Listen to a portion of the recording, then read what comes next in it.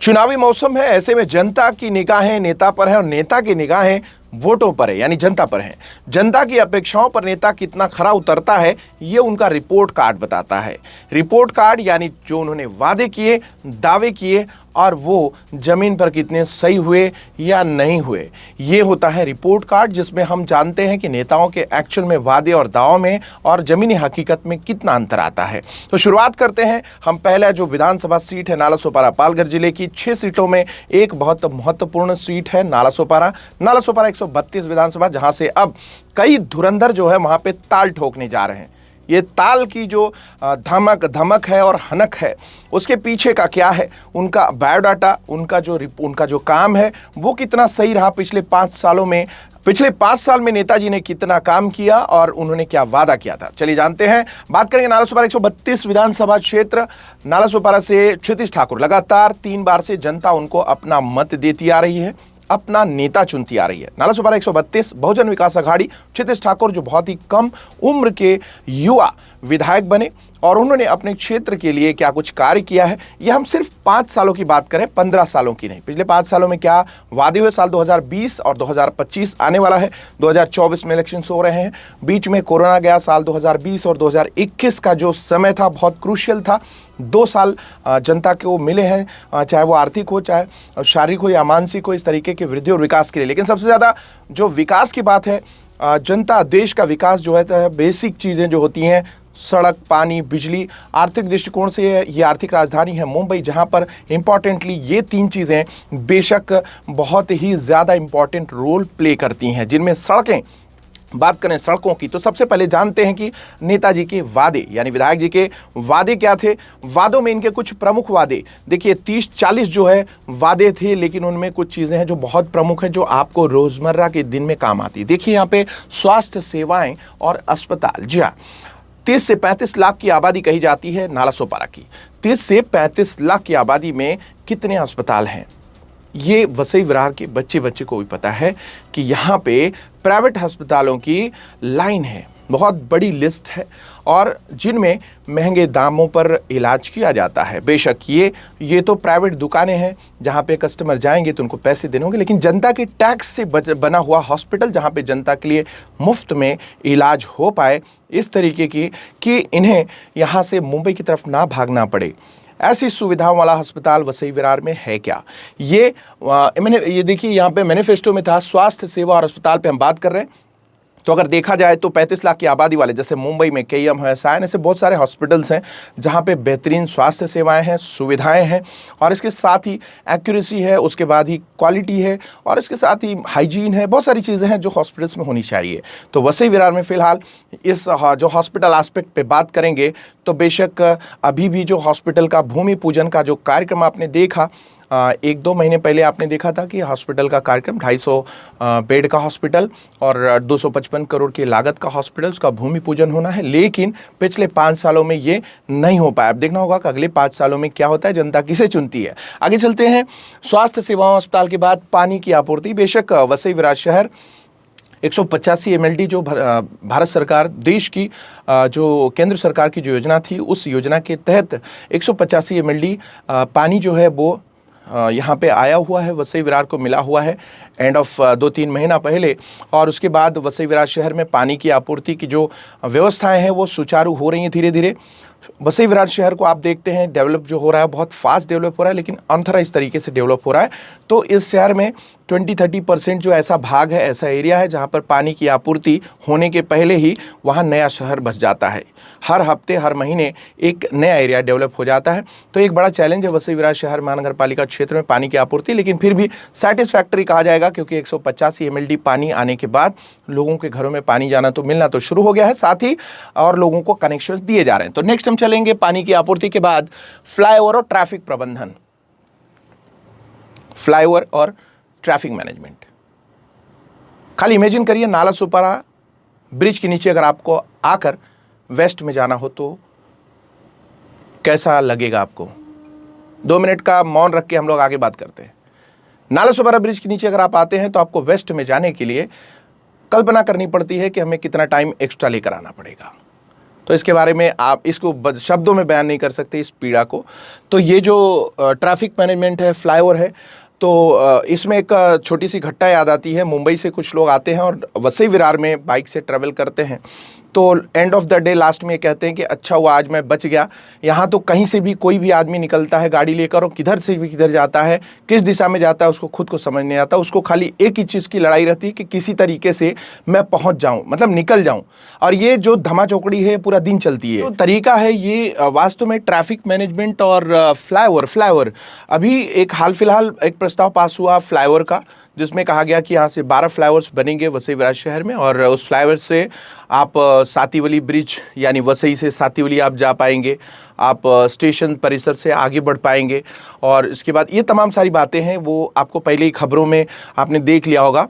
लेकिन फ़िलहाल ये फ्लाईओवर का जो प्रबंधन, मैनेजमेंट, ये सब सारी चीज़ें हैं, ये अभी भी अगले 5 साल के लिए पेंडिंग रह गई हैं। तो देखा जाए तो विधायक जी के ये भी जो वादे हैं ये भी पूरे नहीं हो पाए। ट्रैफिक और जो फ्लाईओवर्स हैं इसकी पूरी देखेंगे तो पूरी लिस्ट जो है वो एज इट इज़ ही रह गई है, न सड़कें बन पाई हैं। इंफ्रास्ट्रक्चर पर हम आगे बात करेंगे। और देखिए सड़कें, जी हाँ, अभी उसी की बात कर रहे थे, सीवेज ट्रीटमेंट प्लांट और यहाँ की सड़कें। सड़कों के बारे में भी हम आपको क्या कहें और आप हमसे क्या कहेंगे, नेताजी को कहना चाहिए। आप देखिए जो भी आप प्रेजेंटेशन, जो भी आप जहाँ भी आप जा रहे हैं, घूम रहे हैं, देख रहे हैं, सड़कों की बात करें तो सड़कें बिल्कुल ही, अगर ईस्ट और वेस्ट आप देखिए, एक बेसिक डिफरेंस आपको मिलेगा। नालासोपारा ईस्ट और नालासोपारा वेस्ट, वसई ईस्ट और वेस्ट, नायगांव ईस्ट और वेस्ट। नायगांव तो खैर फिलहाल ईस्ट और वेस्ट वैसा ही है। विरार और ईस्ट वेस्ट, आप जब विरार वेस्ट में जाएंगे तो आपको सड़कों का जो इंफ्रास्ट्रक्चर और तरीका है वो उम्दा दिखेगा कंपेरेटिवली नालासोपारा ईस्ट। लेकिन आप जब नालासोपारा ईस्ट में आते हैं तब आपको सड़कों की दुर्दशा और दशा और उसके बाद उसकी दुर्दशा, उसके ऊपर भी दुर्दशा, कितनी दुर्दशा इसका कोई शब्दों में बयान नहीं किया जा सकता।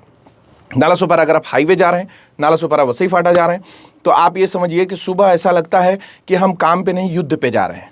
आप कैसे ट्रैवल कर पाएंगे, ये सड़कें हैं, सड़कों में इतने गड्ढे हैं और गड्ढे में इतनी सड़कें हैं कि उसका अंदाज़ा पूरे साल नहीं लगा पाते कि कब बनती है। और देखिए यहाँ का एक और चीज़ आपने देखा होगा, वसई विरार में सड़क बनाने का जो पैटर्न है, पिछले 15 सालों के कार्यकाल में, जो विधायक क्षितिज ठाकुर, उनके पिछले 15 सालों के कार्यकाल में सड़कें जो हैं एज इट इज़ ही रह गई हैं।